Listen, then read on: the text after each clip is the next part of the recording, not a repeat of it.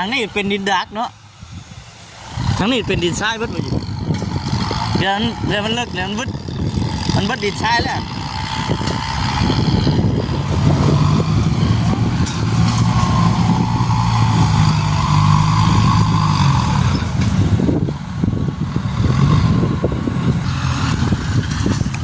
ไปถึงดินรันเนาะ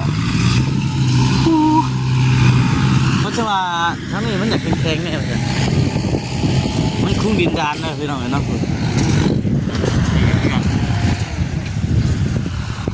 ทั้งนี้เป็นดินดากเนาะมันลงเลิกเลยเด็ก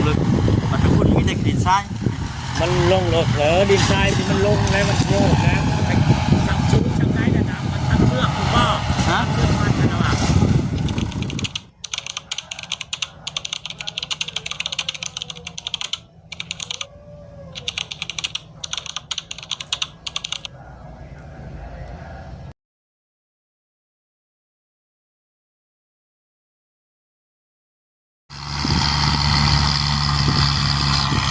พี่น้องเนาะต่ออีกที่2ยังบ่ทันได้ยันครึ่งนึงจ้ำพี่น้องเอ้ย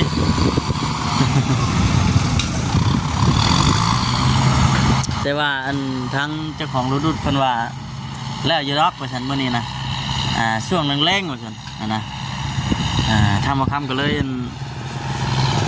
บ่ได้ออกไปฮอดข้างนอกช่ำนะพี่น้องเนาะแต่ว่าอยู่เบิ่งก่อนอยู่เบิ่งก่อนเห็นว่ามันทำแห้งแล้วก็เป็นมื้ออื่นไปเลยพี่น้องเนาะ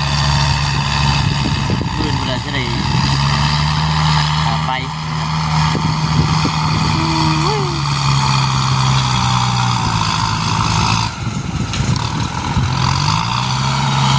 เพิ่นดันมากให้มันได้นั่นแล้วก็ยังสิขึ้นไปเท่านี้อยู่ทั้งคนมันเป็นดินทรายพี่น้องเนาะดินอย่างอ่อนแน่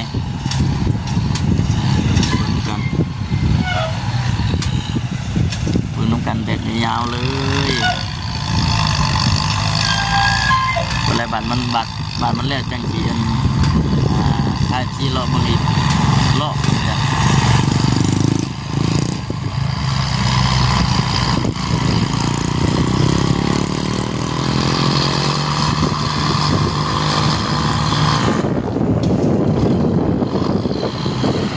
ลมเลยพี่น้องเนาะลมแห้งขนาด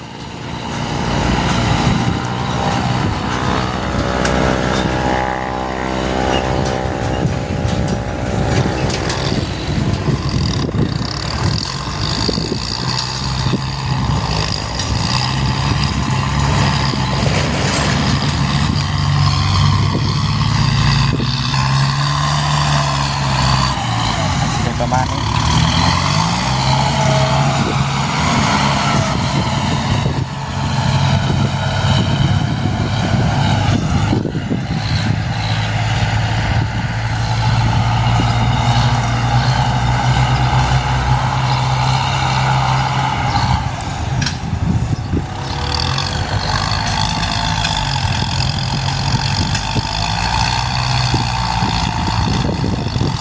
มาดุดเลยเนาะ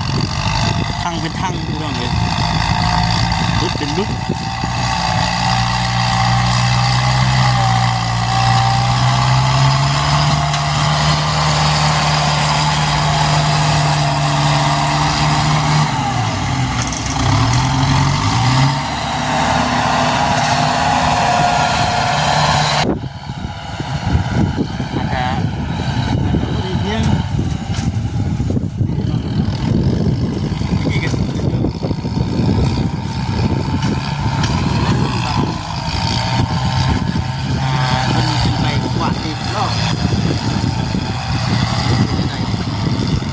จุดตอกละมาป้าดีก่อน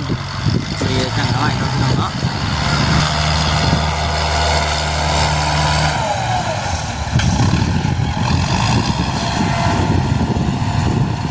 ตอนนี้นะอยู่ในช่วงประมาณ3 โมงแรงกาวาชิเลวอยู่ในประมาณ4 โมง 5 โมง ไหนก็มีแต่ว่ารุ่นเบิ้งพี่น้องเนาะจังไดก็ฝากทางพ่อแม่พี่น้องที่สามารถเป็นกำลังใจให้เด้อพี่น้องเด้อเนาะกลับมาเบิ่งเอาพุทธข่าวโฆษณาของบ่ทำไปติดตามมันไปได้ก่อนกำลังบุกกำลังดันพี่น้องเนาะ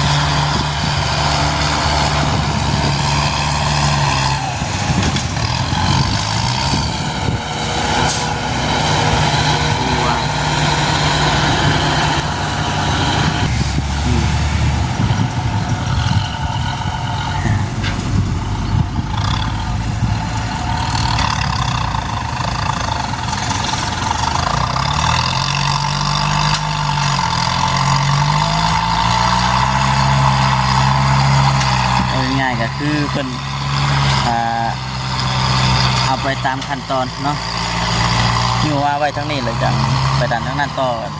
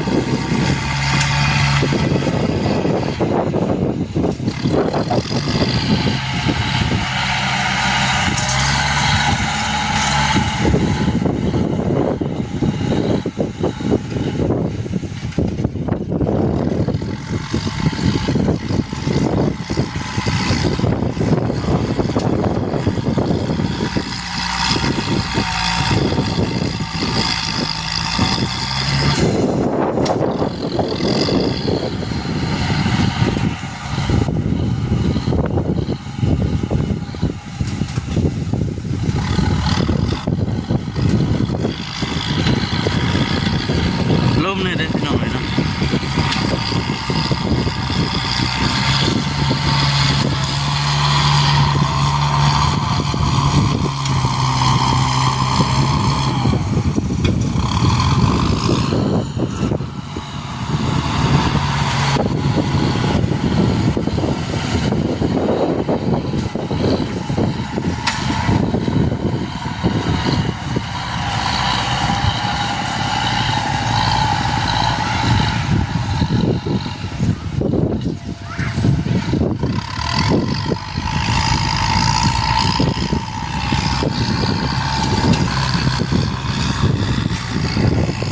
เห็นอะไร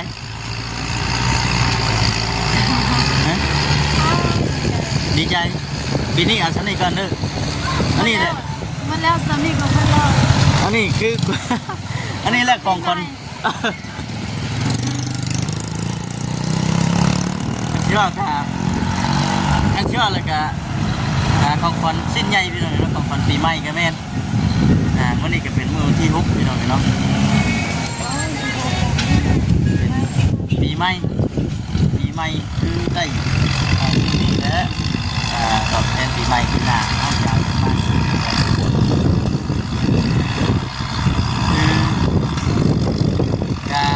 ก็จังไงนะพี่น้องถ้าโมเมนต์ว่านั่นเนาะก็ขอดหลอดเล่นไส้แต่เป็นเงินที่ว่าเขาค้าขายนะพี่น้องนะหลาย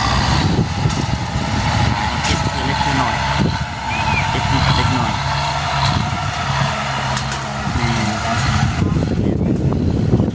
เราภูมิใจเนาะจังไงก็มีแต่ว่าฝากทางโมเมนต์พี่น้องที่เอามาติดตามเบิ่งชมในเรื่องพี่น้องกลับมาเป็นกำลังใจให้ในเด้อเลยจ้ะใช่มันทาง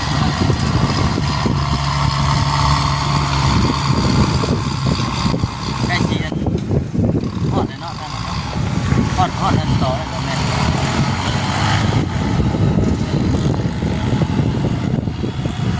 มีแต่บุกสู้บะเก็บเงินไปซื้อเสาบะเห็น เก็บเงินไปซื้อเสาเนาะเก็บและเห็นว่ามันไม่ได้ปีนี้เป็นปีหน้า เป้าหมายครับคือเฮ็ดในยะยาวคือนั่นเนาะติดตามงบตามประมาณทำนิดหน่อยเก็บสมน้อยว่าซั่นซะนี่หน่อยเฮ็ดลายบ่แม่นเนาะแต่มันใช้อยู่ ได้จะมีพวกในกองโซ่แบบที่แบบ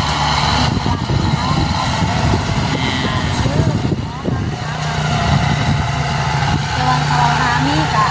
สิหายของเขา แม่นพุ่นแหละหาได้หามีหาได้พุ่นแหละไปคนยังหันยังมั่งอยู่ครับ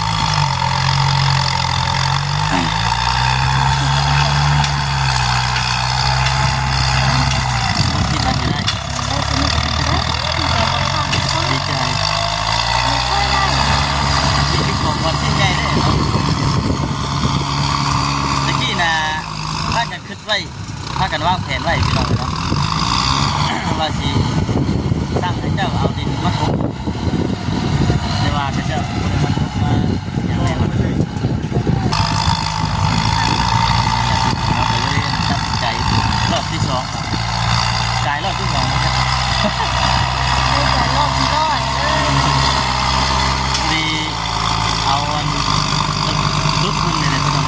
มาถางเอาน้ำให้หน้าเอาดินน้ำให้หน้าดินน้ำให้หน้าได้ว่าช่วงที่ถึงมาสายไฟบนถนนเนาะพอขึ้นไปมันต้องลุกเยอะเนาะหมูเจ้าเฮ้ยหมูเจ้าไม่เป็นไรเอาจับความเลย สมาชิกเป็นไรลูกสาวไปนะคะฝากเป็นกำลังใจให้เด้อพ่อแม่พี่น้องเลยเนาะโอ้ยว่ะ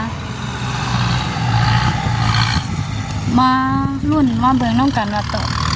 ต่อไปสิพากันมาเก็บก้อนได้สำไรเนาะสิพากันได้อย่างแน่พระเอกเฮาก็คือแบบ เป็นดินทรายพี่น้องเนาะ แม่น เนี่ยเป็นดินด่าง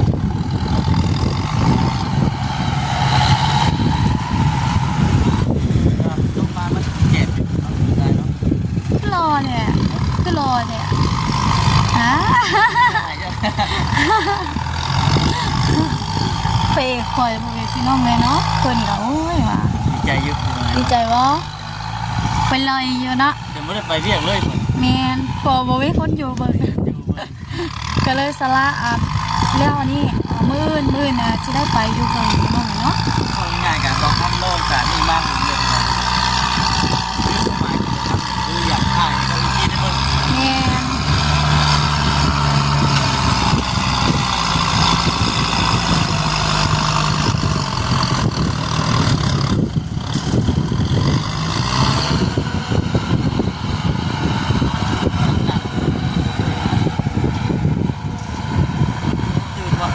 ยัง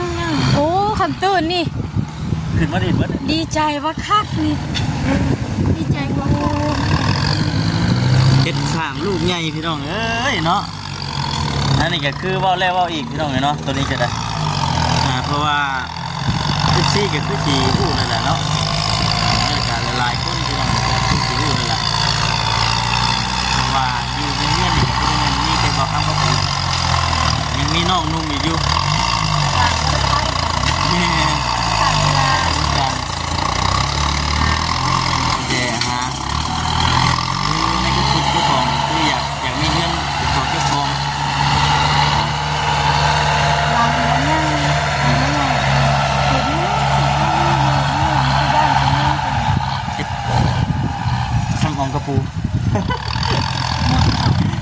ในห่วงหาเลยเนาะ ที่พ่อโตคอยกับเกิดองค์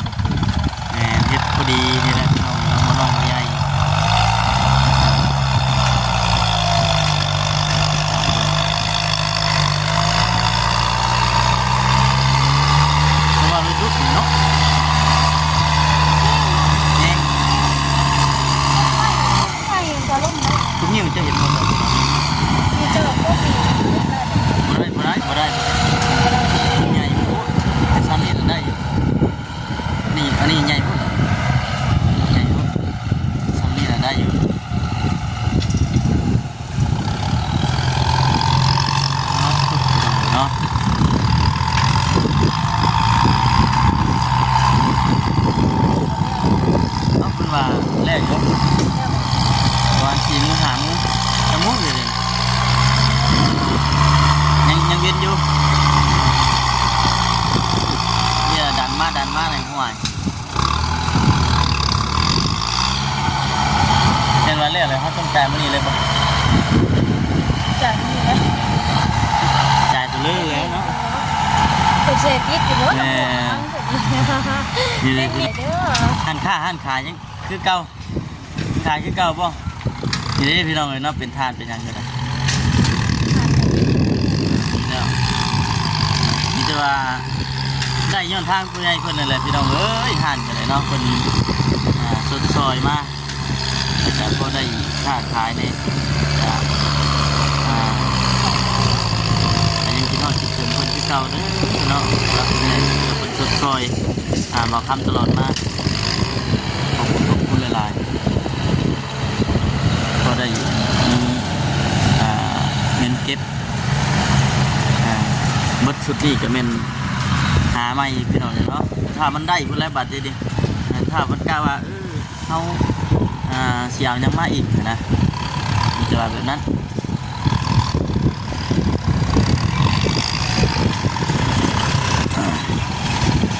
คือในตอนนี้เอาเท่านี้ไปก่อน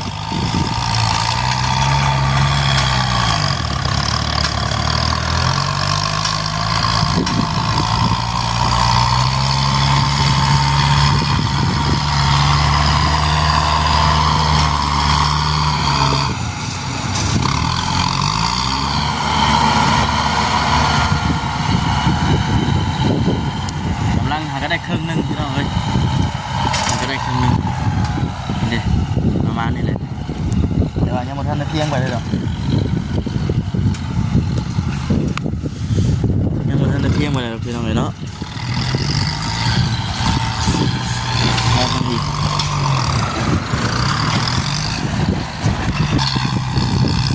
พี่น้องเลยเนาะจะว่าสีจุสีพักกล้องไว้ก่อนเลยพี่น้องเด้อเนาะตอนแรกบาทมัน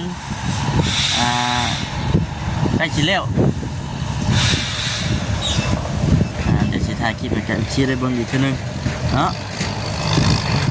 พี่น้องเลยเนาะหากใกล้ชิเลี้ยวเลยแหละพี่น้องเลยใกล้ชิเลี้ยวเลยยังเหลือหน่อยนึงแต่ว่ายังมาท่านได้ขึ้นไปตอนนี้มันท่านได้ขึ้นมาลุดดอกพี่น้องเนาะทั้งเทิงขึ้นมาเหยียบอีกเยอะมันเพียงบาดถึงเดี๋ยวไทยมันงามบาดเดี๋ยวไทยมันเจ็บไปแล้วง่ายคือตอนนี้นะหากกาลุดโฮมกันก็แม่นพี่น้องเนาะโฮมกันก็แม่นทั้งนี้นั้นเป็นดินทั้งนี้นั้นเป็นดินดาดได้เนี่ยมันจะแข็งเนี่ยตัวนั้นเป็นดินทรายตัวนั้นต้นเป็นดินทรายนี่เป็นดินด่างพี่น้องเนาะมันเลยอย่างหมักอย่างแข็งอย่างเน่นเด้ตัวนี้ฮะไปไหนไปไปชื่อน้ำมัน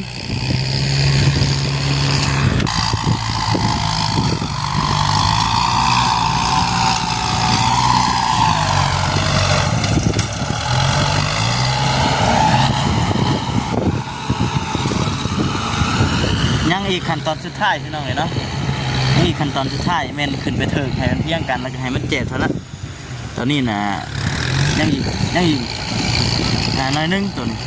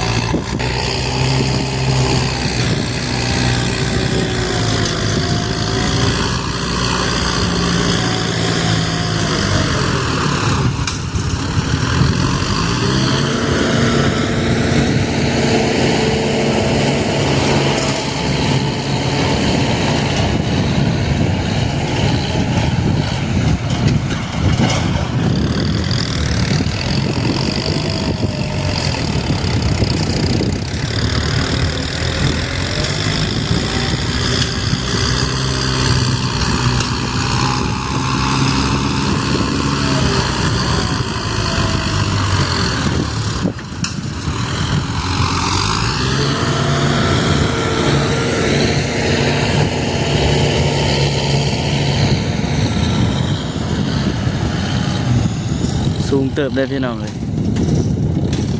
สูงเติบอยู่นี่กันแต่ว่ายังบ่ทันได้เป็นตัวเหยียบเท่านั้นแหละเห็นว่าเขาลงไปนี่ก็พอดีเพียงอึกอยู่เลย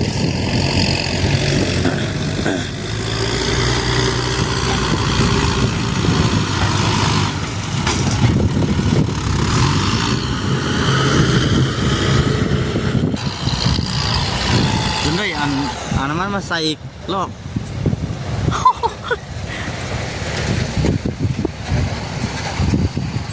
ขาดกัน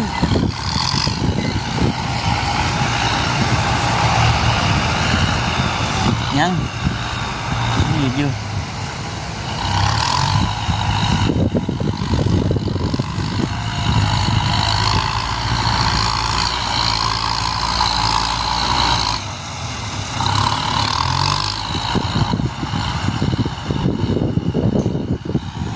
ตะกี้มันสิมีกล้องใหม่เนาะพี่น้องเนาะก็มักสีดาแล้วก็มักเขียบอยู่เท่านี้แต่ว่าเถื่อของเพิ่นแล้วไปกองเข่งอยู่พุ่นมันปุ๊บพอดีเพียงครับมันระเบียงตัวนี้ได้นั่นเห็นว่าดินบทมนี่ก็ตัวนี้เห็นว่าเขายืนอยู่เพียงขีดินธรรมดาก็สิสูงเติบอยู่พอดีเพียง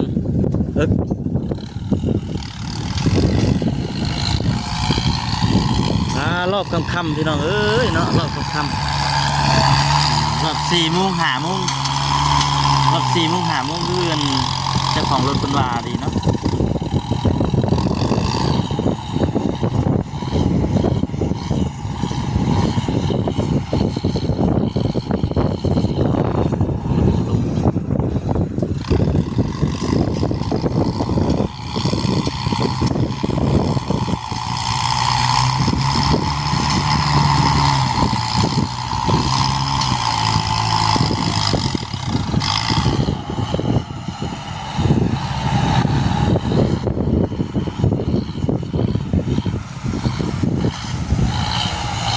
ทางนี้เป็นดินดักเนาะทางนี้เป็นดินทรายวัดไปอยู่เดี๋ยวมันเลิกแล้วมันวัดดินทรายแล้ว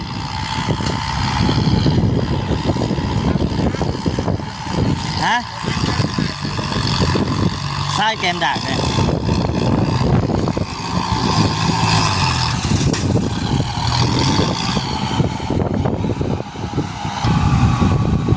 นี่ก็จะเป็นทางหลัง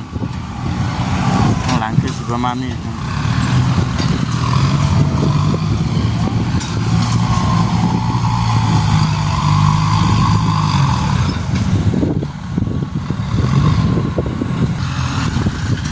โอ้ถึงดินดันเนาะมันจะว่าทั้งนี้มันอยากเป็นแข็งเนี่ยเหมือนกันมันคุ้งดินดานนะพี่น้องเนาะดินเฮ่เขาเนี่ย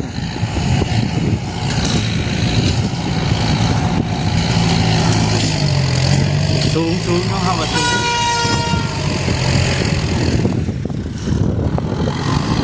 แถวบ้านนั้นพี่น้องเลยเนาะคือว่าเต็มที่แล้วบ่เต็มแต่ทุกคนมาเอาขอโทษเขาเต็มแล้วพี่น้องเลยเนาะยังแต่ยาวหลายบอลก็ขึ้นมาปั๊บให้มันเพียงเท่านั้นบัดทีนี้เจ้าเองเอาไงทำงานได้จะมาทำท้ายได้ทำท้ายยาต่อเอง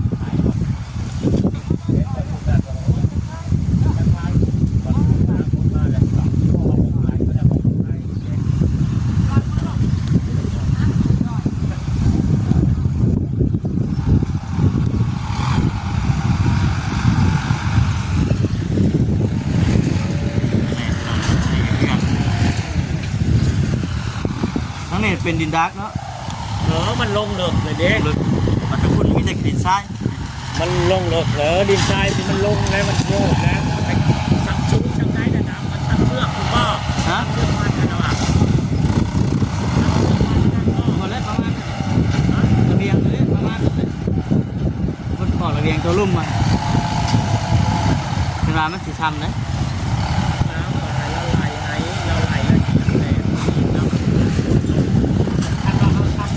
สูงประมาณนี้ก็ว่าเลย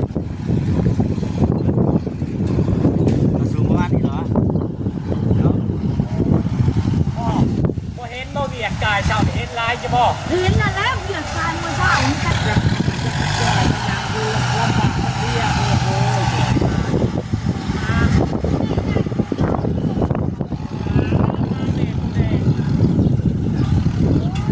ถึงอันนั้นกันบ่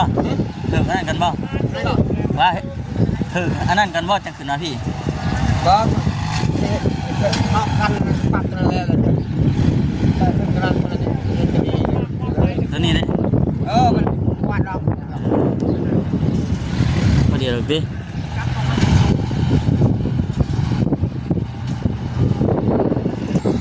สูงเจิดเทินบัดนี้พี่น้องเอ้ยพุ่นจนสิท่วมมันฮอดรุด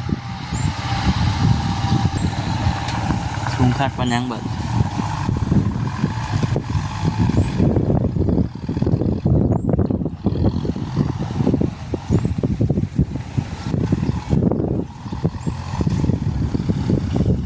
อยู่ภายตัวนี้นะมันขีดดินทรายเปิดหน้าดินใหม่นะมันขีดดินทรายมากองอยู่พี่เบิดทางคู่นั้นเป็นดินแข็งดินดากดินยังอะไรพี่น้องเนาะอยากเห็นตอนนั้นเปิดปั๊บมันงามเลยเกี้ยงขนาดนี้ อย่ามันคำก่อนพี่น้องอย่ามันคำมันมืดก่อนนะ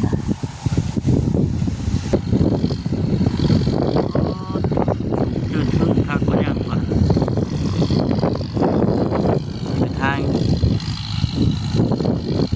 ทางไงแต่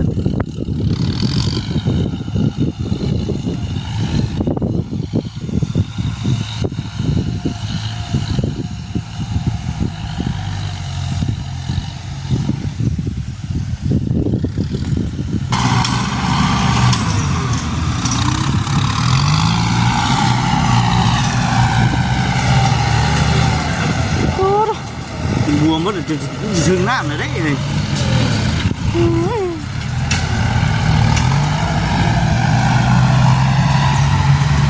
เนี่ยพามาลึกใช่ไหมเนาะบางบ่อนยังมือทอดนั่นยังมือบัดกินทรายกับมี่นี่มือยังเฉยนี่ฮะ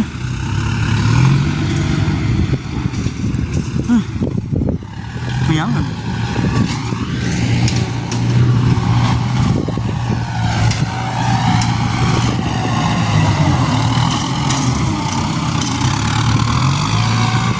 กำลังเงินปรับให้มันเพียงตัวนี้จะเป็นให้หน้าเนาะ